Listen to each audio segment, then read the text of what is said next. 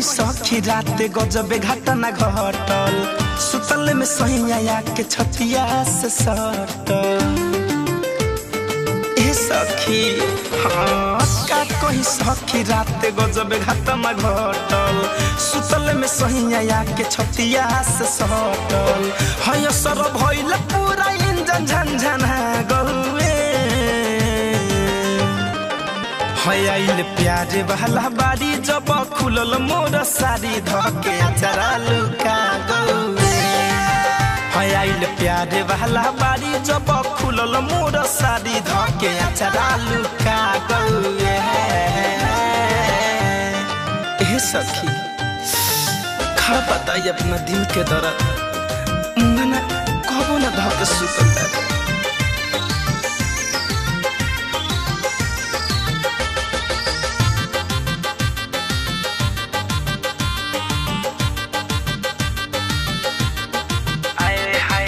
सोचन की पियावा आज करी है नदी पार हो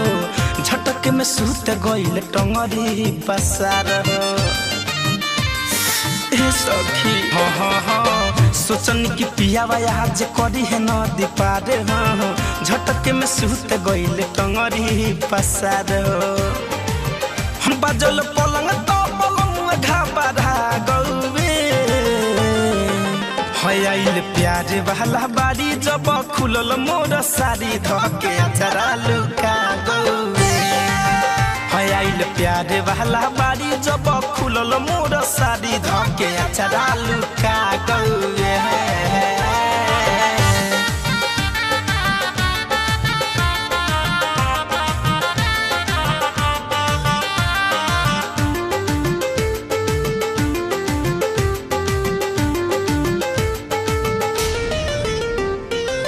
सहू से बदहन होता अपने से सुन हो